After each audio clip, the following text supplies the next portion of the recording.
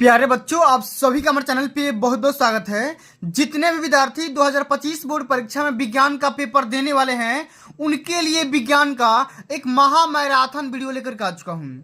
और बच्चों, इस वीडियो के माध्यम से मैं आप सभी को कक्षा 10 के बच्चों के लिए विज्ञान में पूरा अध्याय समाप्त करने वाला हूं। और बच्चों, एक बात मैं पूरी गारंटी के साथ बोल सकता हूं कि जो भी बच्चा ईमानदारी से इस महा मैराथन वीडियो को बस केवल एंड तक देख लेता है, तो अब की बार साइंस वाले पेपर में 70 में 70 नंबर फोड़ करके आएगा।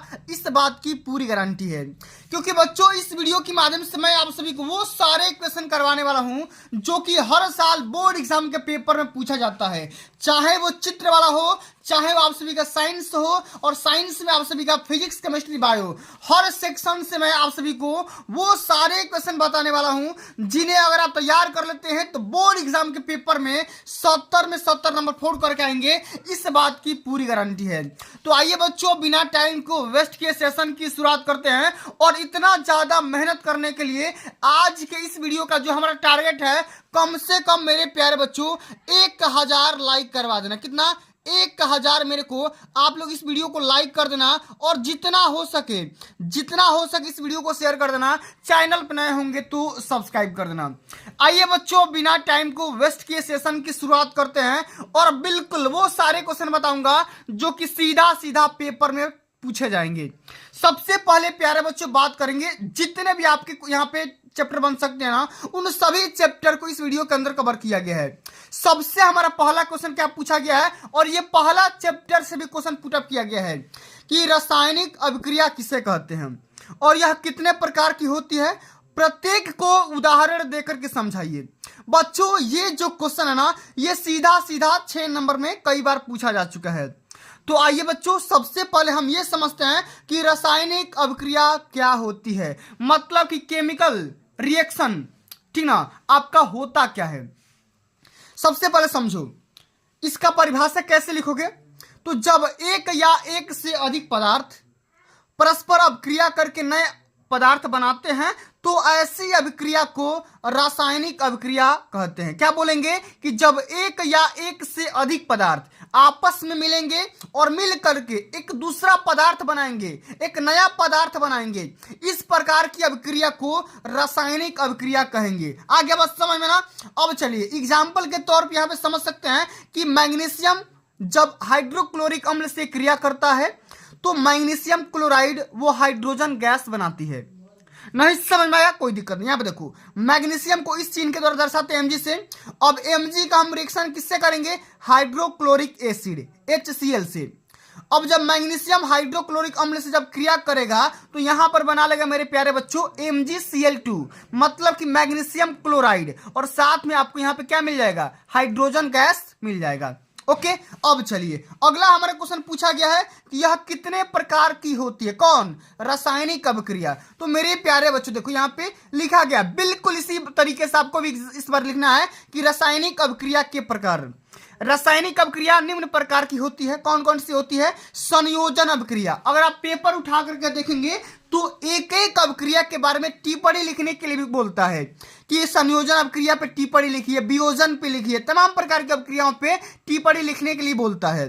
तो अगर आप लॉन्ग क्वेश्चन तैयार कर लेते हो तो इससे बहुत सारे शॉर्ट क्वेश्चन भी तैयार हो जाएंगे। तो संयोजन अभिक्रिया में क्या लिखेंगे? तो वह रासायनिक अभिक्रिया जिसमें दो या दो से अधिक प्रकार के पदार्थों के गुण परस्पर जुड़कर एक ही पदार्थ या एक ही प्रकार के पदार्थ के अणु बनाते हैं, इस प्रकार की अभिक्रिया को संयोजन अभिक्रिया बोलेंगे। जैसे यहां पे देखो, सोडियम जब क्लोरीन के साथ क्रिया करेगा तो क्या बना लेगा? सोडियम क्लोराइड, मतलब कि यहां पे क्या बना लेगा? नमक बना लेगा। इसको क्या बोलते हैं? NaCl बोलेंगे। और ये क्या हो गया भाई? एक यहां पे मटेरियल बन गया।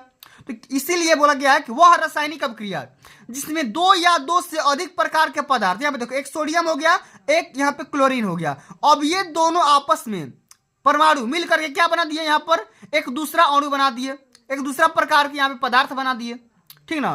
तो इस प्रकार के रिएक्शन को क्या बोलेंगे? संयोजन अभिक्रिया बोलेंगे। अब इसी प्रकार से देखेंगे वियोजन अभिक्रिया क्या होती है।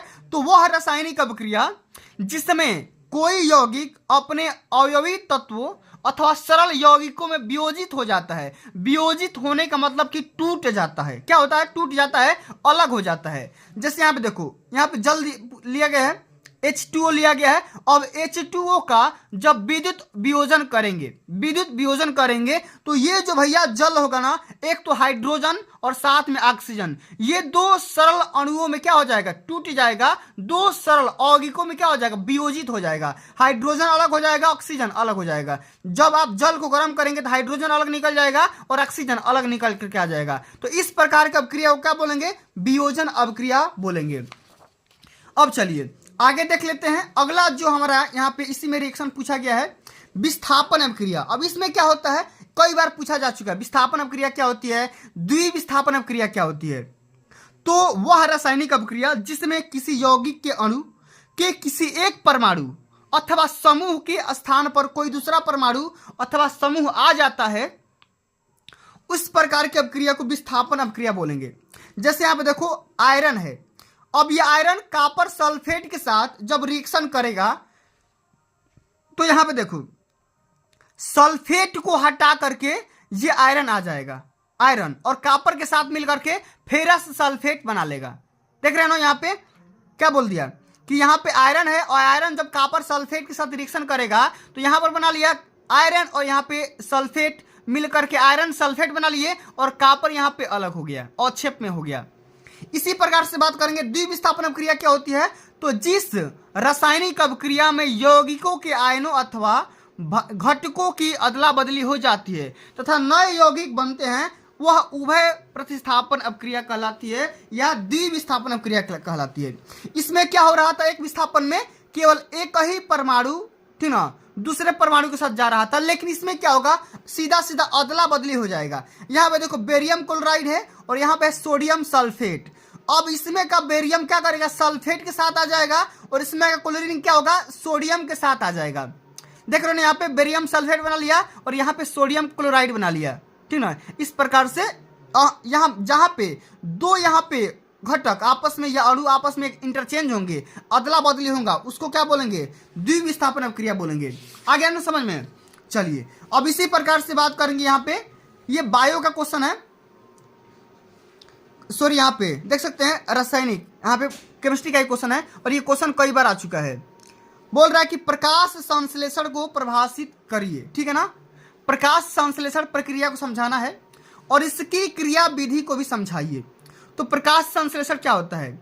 तो हरे पौधे जिनमें क्लोरोफिल या पर्ण रहित पाया जाता है, प्रकाश की उपस्थिति में पानी तथा कार्बन डाइऑक्साइड की सहायता से कार्बोहाइड्रेट विशेषकर ग्लूकोज का निर्माण होता है और यह क्रिया प्रकाश संश्लेषण कहलाती है। और यहाँ पीसी का यहाँ पर रिएक्शन में दिया गया है।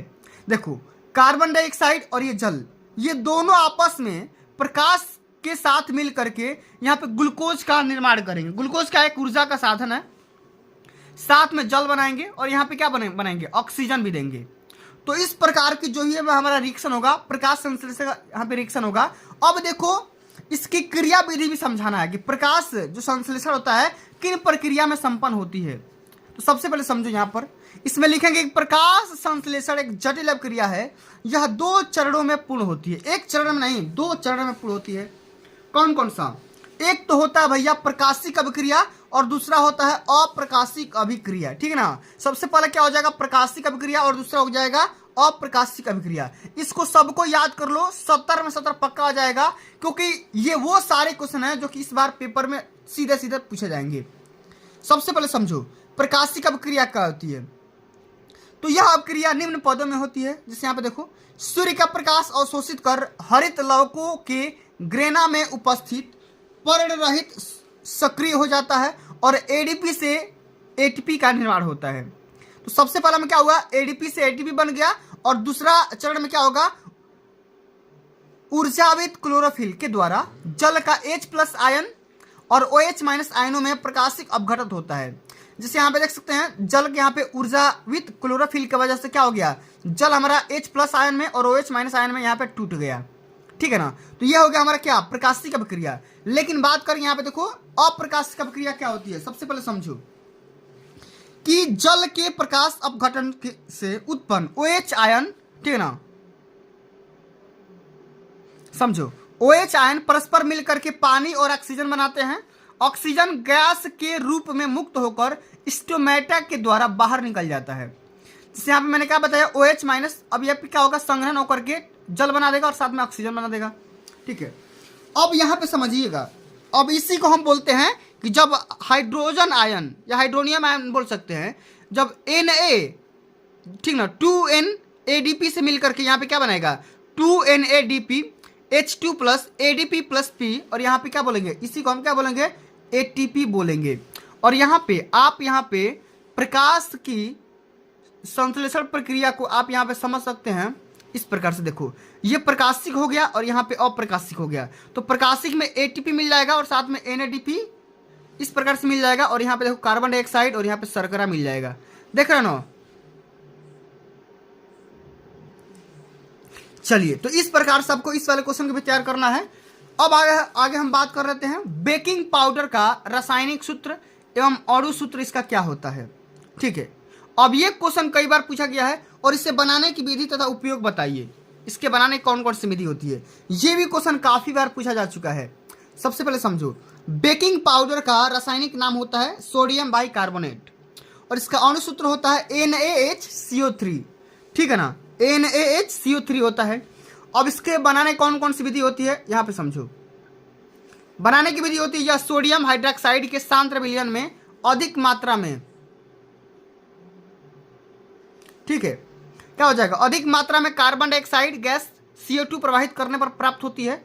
इसी प्रकार से हम इसका क्या कर देंगे, रिएक्शन लिख देंगे कि सोडियम हाइड्रोक्साइड, अब ये कार्बन डाइऑक्साइड के साथ क्रिया करके क्या बना देगा, सोडियम कार्बोनेट, और यहाँ पे देखो जल मिल जाएगा। इसी प्रकार से देखो, जब ये सोडियम कार्बोनेट यहाँ पर आएगा और जल और कार्बन डाइऑक्साइड की वजह से तीनों के साथ क्रिया करके यहाँ पे सोडियम बाइकार्बोनेट बना लेगा, यानी कि NaHCO3 बना लेगा। अब इसी सोडियम बाइकार्बोनेट को हम खाने का सोडा भी कहते हैं। क्या बोलते हैं, खाने का सोडा। ठीक है ना, तो बढ़िया से आपको तैयार करके जाना है। ये भी क्वेश्चन 6 नंबर में पूछा गया, पिछली बार ही क्वेश्चन आया हुआ है, इस बार भी आने का चांस है। सारे क्वेश्चन इंपॉर्टेंट है और सबको आप लोग तैयार करके चले जाइए। अब इसका उपयोग कहाँ करते हैं समझो, तो यह एक सफेद क्रिस्टलीय जल में अल्प विलेय पदार्थ होता है। इसका जलीय विलयन अम्लीय होता है। इसको गर्म करने पर यह सोडियम कार्बोनेट में टूट जाता है और कार्बन डाइऑक्साइड के साथ CO2 गैस भी निकालता है। ठीक है ना, तो देख सकते हैं इसका गुण भी हमने यहाँ पे बता दिया। इसका उपयोग में क्या लिखोगे भाई, इसका यूज हम कहाँ पर करते हैं, खाने के सोडा में करते हैं। ठीक है, अब चलिए अगला very very most important question है कि प्लास्टर ऑफ पेरिस किसे कहते हैं, और इसे बनाने की विधि, गुण व उपयोग बताइए। कई बार ऑलरेडी पेपर में आ चुका है। आप कोई भी प्रीवियस ईयर का क्वेश्चन पेपर उठा करके देखेंगे तो ये क्वेश्चन पक्का आप लोग को देखने को मिल जाएगा कि प्लास्टर ऑफ पेरिस किसे कहते हैं और इसे बनाने की कौन कौन सी विधि होती है, इसका यूज क्या होता है और इसका गुण क्या होता है। तो भैया देखो, जिप्सम को जब 120 से लेकर के 130 डिग्री सेंटीग्रेड पर गर्म करते हैं तो प्लास्टर ऑफ पेरिस बन जाता है, प्राप्त हो जाता है। तो जिप्सम को क्या करेंगे, 120 से लेकर के 130 डिग्री सेंटीग्रेड पर जब गर्म करेंगे तो आपको क्या मिल जाएगा, प्लास्टर ऑफ पेरिस यहाँ पर प्राप्त हो जाएगा। अब बनाने की कौन सी विधि होती है, सबसे पहले समझो। जिप्सम का फार्मूला आपको याद होना चाहिए, CaSO4.2H2। अब ये हो गया भाई जिप्सम का फार्मूला। अब इस वाले जिप्सम को मैंने क्या कर दिया, हीट कर दिया। क्या कर दिया मैंने, यहाँ पे हीट कर दिया 120 से लेकर के 130 डिग्री सेंटीग्रेड पर। जब हीट करोगे तो यहाँ पे मिल जाएगा प्लास्टर ऑफ पेरिस। और प्लास्टर ऑफ पेरिस का फार्मूला क्या होता है, CaSO4.2H2O, और साथ में आपको जल भी यहाँ पे मिल जाएगा। तो इस प्रकार से आपको याद रखना है। अब यहाँ पे समझो इसका गुणधर्म क्या होता है। तो प्लास्टर ऑफ पेरिस सफेद रंग का चूर्ण होता है जो तेज गर्म करने पर निर्जल CaSO4, ठीक ना, में बदल जाता है। अब यहाँ पे देखो, जब मैंने यहाँ पे ले लिया क्या, जिप्सम। अब जिप्सम को मैंने जल में से क्रिया कराया तो हमें क्या मिलेगा, मैंने यहाँ पे ले लिया क्या, प्लास्टर ऑफ पेरिस CaSO4.H2O, और साथ में मैंने जल के साथ क्रिया करा दिया इस वाले को। जब इसमें मैंने जल डाल दिया तो क्या होगा मेरे भाई, हमको जिप्सम मिल जाएगा। जब जल में डाल दोगे तो जिप्सम मिल जाएगा। अब जब गर्म कर दोगे तो पानी हट जाएगा तो क्या मिल जाएगा, प्लास्टर ऑफ पेरिस मिल जाएगा। ठीक है ना। अब इसका यूज कहाँ करते हैं, तो शल्य चिकित्सा में प्लास्टर बनाने में। देख रहे हो ना कि हड्डियां जब टूट जाती है, क्रैक हो जाती है, मोच आ जाता है, तो उस कंडीशन में क्या किया जाता है, इसी प्लास्टर ऑफ पेरिस का बैंडेज बनाया जाता है। सांचे और मॉडल बनाने में किया जाता है। साथ में मूर्तियां व खिलौने बनाने में भी इसका हम इस्तेमाल करते हैं। ठीक है ना। चलिए अब आगे समझते हैं। इंपॉर्टेंट क्वेश्चन है कि धातुओं की सक्रियता श्रेणी क्या है। Very very most important question है, कई बार पेपर में आ चुका है। क्या है क्वेश्चन कि हाइड्रोजन से अधिक सक्रिय एवं दूसरा कम सक्रिय ऐसे एक एक धातु का नाम भी लिखना है। या तो क्वेश्चन इस प्रकार से पूछा जा सकता है कि विद्युत रासायनिक श्रेणी क्या है, इसके दो प्रमुख अनुप्रयोग दीजिए। तो एकदम बेसिक तरीके से समझेंगे कि धातुओं की सक्रियता श्रेणी क्या है। ठीक है ना। इसका पहले परिभाषा समझो, कैसे लिखोगे समझो। धातुओं की सक्रियता श्रेणी वह सूची होती है जिसमें धातुओं को क्रियाशीलता के अवरोही क्रम में व्यवस्थित किया जाता है। विस्थापन के बाद निम्न श्रेणी को विकसित किया गया जिसे सक्रियता श्रेणी कहा जाता है। विस्थापन के बाद क्या किया गया, निम्न श्रेणी को भी विकसित कर दिया गया, डेवलप कर दिया गया, और इसी श्रेणी को सक्रियता श्रेणी कहा जाता है। अब देखो मैंने सारणी यहाँ पे बनाया है, सक्रियता श्रेणी धातुओं की सापेक्ष अभिक्रियाशीलता, कि कौन सी धातु की कितना ज्यादा क्रियाशीलता है। तो सबसे पहले बात करेंगे potassium, sodium, calcium, magnesium, aluminium, zinc, iron, lead, hydrogen, copper, mercury, silver, gold. इस प्रकार से ये मैंने धातु ले लिए कुछ। अब देखो जो सबसे ऊपर है ना पोटेशियम, सबसे अधिक अभिक्रियाशील है। सबसे अधिक अभिक्रियाशील होने का मतलब क्या है कि ज्यादा मोस्ट रिएक्टिव, ये आपका मेटल होता है, नॉन मेटल होता है, मटेरियल होता है।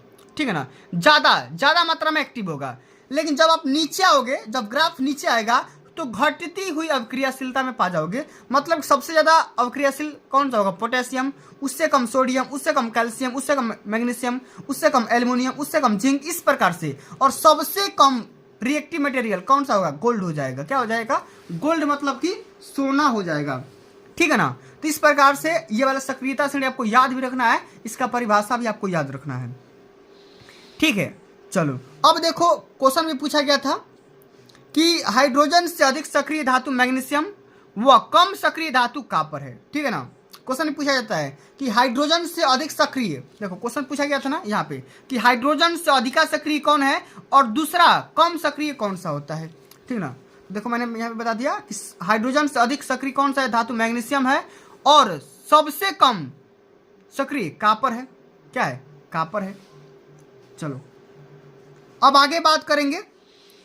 आगे इसका उपयोग कहां पे किया जाता है, विद्युत रासायनिक श्रेणी की सहायता से धातुओं की अभिक्रियाशीलता की तुलना की जाती है कि कौन सा धातु कितना ज्यादा रिएक्टिव मटेरियल है। उसी प्रकार से विद्युत रासायनिक श्रेणी की सहायता से विभिन्न धातुओं के द्वारा अम्लों में से हाइड्रोजन विस्थापित कर पाने की क्षमता की जानकारी भी प्राप्त की जाती है। ठीक है ना। एक कदम बढ़िया से आपको तैयार करके जाना है, पूरे नंबर यहां से मिल जाएंगे। आगे बात करेंगे एस्टरीकरण से आप क्या समझते हैं। ठीक है, और उदाहरण सहित स्पष्ट करिए। या एसिटिक अम्ल से एथिल एसीटेट कैसे प्राप्त कर सकेंगे, इसके बारे में आपको यहाँ पे पूरा बढ़िया से रिएक्शन देना होगा। सबसे पहले समझो एस्टरीकरण क्या होता है। ये कई बार पेपर में आ चुका है, एकदम ये टॉपिक आता ही आता है। तो क्या लिखेंगे इसमें, जिस प्रकार अम्ल एवं क्षार की पारस्परिक अभिक्रिया से लवण तथा जल बनते हैं, ठीक उसी प्रकार अम्ल तथा एल्कोहल की अभिक्रिया से एस्टर तथा जल बनते हैं। देखो अम्ल तथा क्षार के वजह से क्या बनेगा, ये दोनों आपस में जब क्रिया करेंगे तो लवण बनाएंगे और जल बनाएंगे। ठीक उसी प्रकार से जब अम्ल एसिड और एल्कोहल जब आपस में रिएक्शन करेंगे तो क्या बनेगा, एस्टर बनेगा और साथ में आपका जल बन जाएगा। तो एस्टर और जल बनने की जो प्रक्रिया है ना, इसी अभिक्रिया को एस्टरीकरण कहा जाता है। इसी अभिक्रिया को क्या कहा जाता है, एस्टरीकरण कहा जाता है। ठीक है ना। तो आपको यह बात याद होना चाहिए। ठीक है, साथ में लिखेंगे कार्बोक्सिलिक अम्लों की एस्टरीकरण क्रिया प्रायः सांद्र सल्फ्यूरिक अम्ल की उपस्थिति में कराई जाती है और यह निर्जलीकरण तथा उत्प्रेरक दोनों का काम करती है। देख रहे हो ना, इसी प्रकार से लिख दोगे पूरे नंबर मिलेंगे। और साथ में आपको ये रिएक्शन लिखना नहीं बोलना है, वरना नंबर कट जाएंगे। ठीक है ना। ये वाला रिएक्शन मैंने क्या ले लिया, यहाँ पे एसिटिक एसिड ले लिया, CH3COOH ले लिया, एसिटिक अम्ल ले लिया। और जब एसिटिक अम्ल को एथिल एल्कोहल मतलब OH अंत में आएगा, C2H5OH एथिल एल्कोहल, और जब एथिल एल्कोहल के साथ क्रिया कराएंगे सांद्र सल्फ्यूरिक अम्ल की उपस्थिति में, तो क्या मिल जाएगा, एथिल एसीटेट मिल जाएगा। और इसी को क्या बोलेंगे, एस्टर बोलेंगे, CH3COO ये हमारा क्या मिल गया, एस्टर मिल गया। और साथ में क्या मिल गया, जल। तो यही जो हमारा प्रक्रिया हुआ ना, एस्टर बनने की जो हमारा प्रक्रिया हुआ, इसी प्रक्रिया को क्या बोलेंगे, एस्टरीकरण बोलेंगे। आगे ना बात समझ में। चलो अब आगे बढ़ जाते हैं। अगला क्वेश्चन बोल रहा है कि मेंडलीफ की आवर्त सारणी के गुण तथा दोषों का उल्लेख करना है। कि मेंडलीफ की आवर्त सारणी के क्या क्या गुण है, क्या क्या दोष है, ठीक ना, पूरा बढ़िया से लिखेंगे, आप समझेंगे। ठीक है, अब भाई समझते हैं। लिखेंगे कि मेंडलीफ की मूल आवर्त सारणी के गुण, सबसे पहले गुण लिखो, 3-4 गुण आपको लिख देना है और 3-4 दोष भी लिख दोगे, पूरे नंबर यहाँ से पा जाओगे। इसमें लिखेंगे कि तत्वों के गुणों के अध्ययन में सुविधा, कि मेंडलीफ की मूल आवर्त सारणी से तत्वों के भौतिक तथा रासायनिक गुणों का अध्ययन सरल हो गया। चूंकि समान गुण वाले तत्वों को एक ही समूह में रखा गया, अतः किसी समूह के किसी तत्व के अध्ययन से उस समूह के अन्य तत्वों के गुणों का भी पर्याप्त सीमा तक ज्ञान हो जाता है। मतलब एक तत्व के बारे में स्टडी करोगे, पूरे ग्रुप का यहाँ पे पता चल जाएगा कौन सा मेटल या नॉन मेटल किस प्रकार का बिहेवियर कर रहा है। ठीक है, इसी प्रकार से अगला लिखेंगे कि तत्वों के परमाणु भार ज्ञात करने में सहायता। सन 1869 से पहले बेरिलियम का परमाणु भार इतना ग्राम माना गया था। बेरिलियम के गुण 13.5 ग्राम, ठीक ना। तो बेरिलियम के गुण मेंडलीफ की मूल आवर्त सारणी के द्वितीय समूह के तत्व के गुणों के समान है, ठीक ना। तो इस प्रकार से हमें परमाणु भार ज्ञात करने में भी इसका हेल्प किया गया। आगे बात करेंगे कि नए तत्वों की खोज में भी सहायता मिला, कि मेंडलीफ की आवर्त सारणी में कुछ स्थान रिक्त छोड़े गए थे। ये रिक्त उन तत्वों से संबंधित थे जिनकी खोज तब तक नहीं हुई थी। इन अज्ञात तत्वों के गुण तथा परमाणु भारों की भविष्यवाणी कर दी गई थी। नए तत्वों की खोज के साथ साथ इन रिक्त स्थानों की पूर्ति होती चली गई। देख रहे हो ना, इसलिए यहाँ पे इसका एक सुविधा हो जाता है और व्यवस्था हो जाता है, ताकि भाई जो भी यहाँ पे गुण है पूरा यहाँ से लिख दो, और यहाँ पे साथ में इसका दोष भी लिख दो कि अधिक परमाणु भार वाले तत्वों का कम परमाणु भार वाले तत्वों के पहले रखे जाना। अरे भाई ऐसा तो यही गलती हो गया, ठीक है ना, कि जिनका परमाणु भार अधिक है और जिनका परमाणु भार कम है, तो कम से पहले अधिक परमाणु भारों को रख देना, ये सबसे पहला डिसएडवांटेज हो गया। तो यही इनकी यहाँ पे गलती हो गई। तो मेंडलीफ की मूल आवर्त सारणी में सभी तत्वों के परमाणु भारों के प्रयोग के द्वारा स्थापित मानों को रखने पर यह पाया गया कि कहीं कहीं परमाणु भारों के बढ़ते हुए क्रम में परिवर्तन हो जाता है। ठीक है, और आगे लिखेंगे कि अनेक तत्वों के उचित स्थान का अभाव। ठीक है, अनेक तत्वों की खोज के मेंडलीफ की मूल आवर्त सारणी में उन्हें उचित स्थान नहीं मिल सका, ठीक ना। तो बहुत सारे ऐसे एलिमेंट थे जिनके यहाँ पे अपना स्थान नहीं ले पाए थे, तो ये भी कहीं ना कहीं दोष हो जाता है। आगे लिखेंगे कि समस्थानिकों तथा संभारिकों का स्थान। कहने का मतलब यहाँ पे है कि समस्थानिकों तथा संभारिकों की खोज के बाद यह स्पष्ट हो गया कि तत्वों का मूल लक्षण उनका परमाणु भार नहीं है। अतः मेंडलीफ की मूल आवर्त सारणी में समस्थानिकों तथा संभारिकों को कोई स्थान नहीं दिया गया। समस्थानिक मतलब इसका प्लेस वैल्यू, मतलब कि इसका स्थान समान हो। संभारिक मतलब परमाणु भार समान रखने वाले। तो इस प्रकार से ये भी क्वालिटी इनके पास नहीं थी। साथ में अंत में देखेंगे कि तत्वों का मूल लक्षण उनका परमाणु क्रमांक है। परमाणु संरचना व रेडियो एक्टिविटी की खोज के बाद यह स्थापित हो गया कि तत्वों का मूल लक्षण उनका परमाणु भार नहीं वरना परमाणु क्रमांक ही है, एटॉमिक नंबर के आधार पर रखा गया। ठीक है ना। तो इस प्रकार से सारे क्वेश्चन को बढ़िया से तैयार करना है, तभी जाकर के पूरे नंबर यहाँ से पाओगे। ठीक है, अब चलिए आगे बात करेंगे। ये आगे हमारा फिजिक्स का क्वेश्चन क्या है, क्वेश्चन समझो कि विद्युत मोटर का कार्यकारी सिद्धांत क्या है, ठीक है ना, और इसकी रचना एवं कार्यविधि का चित्र बना करके स्पष्ट करना है। बहुत ही इंपॉर्टेंट क्वेश्चन है, ठीक है, समझो। इसमें लिखेंगे विद्युत मोटर। अच्छा, मोटर क्या होता है? तो विद्युत मोटर एक ऐसा साधन होता है जो विद्युत चुंबक को यांत्रिक ऊर्जा में बदलता है, या विद्युत ऊर्जा को क्या करता है, यांत्रिक ऊर्जा में कन्वर्ट करता है। तो मोटर क्या करता है, विद्युत ऊर्जा को यांत्रिक ऊर्जा में कन्वर्ट करेगा। ठीक है, अच्छा, इसका सिद्धांत भी लिखना होगा। ये क्वेश्चन 6 नंबर में पूछा गया है कई बार ऑलरेडी, इसको तैयार कर लो, ठीक है ना, एक कदम बढ़िया से। इसमें लिखेंगे कि जब किसी कुंडली को चुंबकीय क्षेत्र में रख करके उसमें धारा प्रवाहित की जाती है, तो कुंडली पर एक बलयुग्म काम करता है, एक कपल काम करता है, जो कुंडली को घुमाने पर प्रयास करता है, ठीक है ना। और यदि कुंडली अपने अक्ष पर घूमने के लिए स्वतंत्र हो तो वह घूमने लगती है। एक कदम बढ़िया से इसका सिद्धांत लिखोगे, और सिद्धांत लिखने के बाद यहाँ पे डायग्राम भी बनाओगे बढ़िया से। देख रहे हो, यहाँ पे बैटरी विभक्त वाला है, फिर आर्मेचर लगा दो, फिर यहाँ पे साउथ पोल नॉर्थ पोल, ठीक ना, यहाँ पे नॉर्थ पोल साउथ पोल, 2 चुंबक लगा दो, टुकड़ा लगा दो, फिर यहाँ पे कैसे घूमेगा, पूरा डायग्राम बढ़िया से बनाना होगा, तभी जाकर के पूरे नंबर मिलेंगे।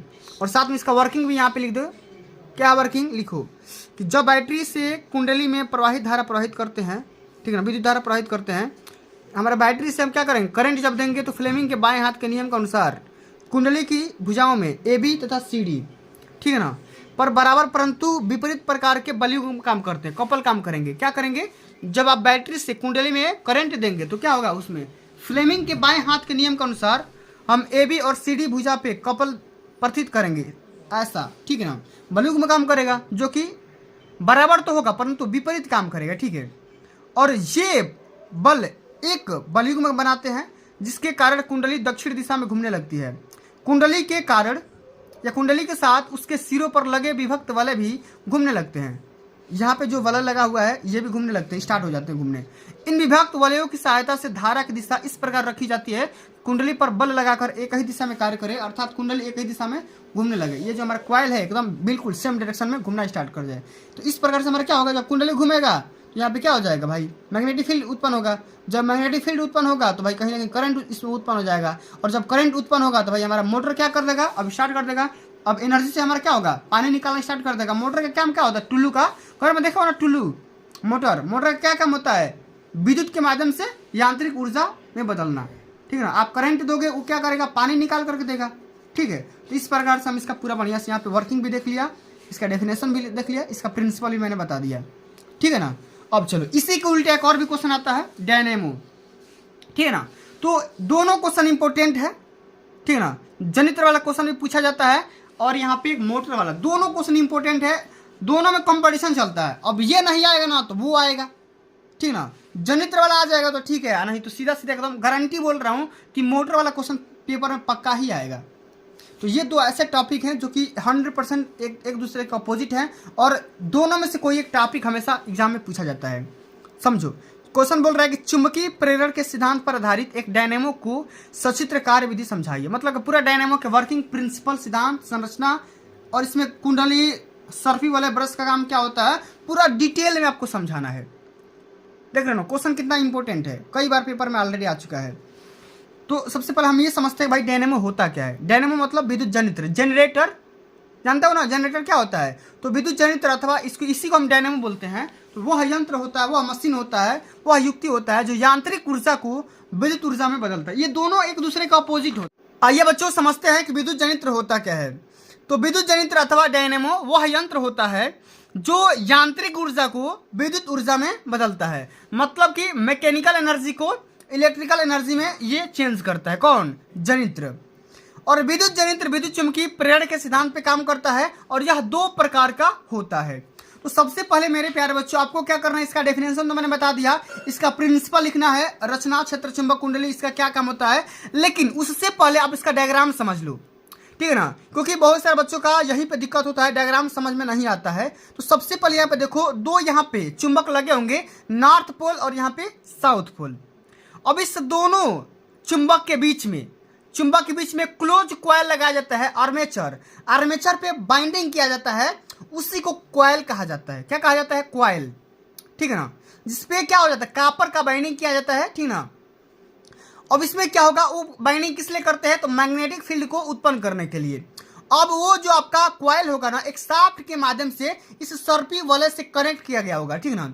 यहाँ पे देखो एक्स और वाई, यहाँ पे सर्पी वलय है, और ये सभी सर्पी वलय यहाँ पे एक चुंबक से, यहाँ भी बोल सकते हैं इस वाले बिजली के बल्ब से कनेक्ट होगा।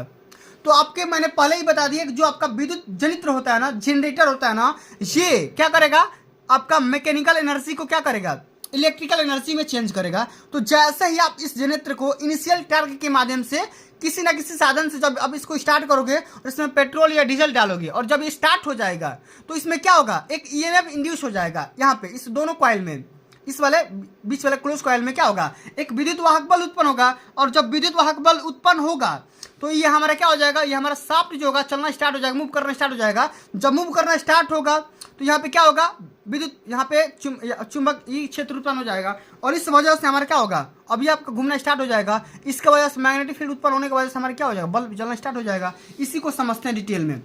सबसे पहले समझो कि जब किसी बंद कॉइल को या कुंडली को चुंबकीय क्षेत्र में तेजी से घुमाते हैं, जब किसी कॉइल कुंडली को, बंद कुंडली को चुंबकीय क्षेत्र के अंदर तेजी से घुमाएंगे, ऐसे पूरा घुमाएंगे, तो उसमें क्या होगा, उसमें से गुजरने वाली चुंबकीय फ्लक्स की रेखाओं में निरंतर परिवर्तन होता रहता है। इसमें से जो भी आपकी चुंबकीय फ्लक्स रेखाएं होंगी, ठीक ना, लगातार उसमें चेंजेज आएगा, जिसके कारण कुंडली में एक प्रेरित विद्युत वाहक बल उत्पन्न हो जाता है, ईएमएफ इंड्यूस हो जाता है, ईएमएफ हो जाता है, ठीक ना। और वह परिपथ व कुंडली में प्रेरित विद्युत धारा बहने लगती है, अतः कुंडली को घुमाने में व्यय यांत्रिक ऊर्जा विद्युत ऊर्जा में परिवर्तित हो जाती है, ठीक है ना।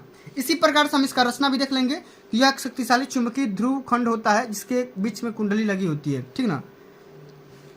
और रचना में मैंने आपको क्या बताया, प्रत्यावर्ती धारा जनरेटर में 3 मुख्य भाग होते हैं। सबसे पहले क्षेत्र चुंबक, ठीक है, इसी दोनों चुंबक के बीच में हमारा क्या होता है, कॉइल होता है।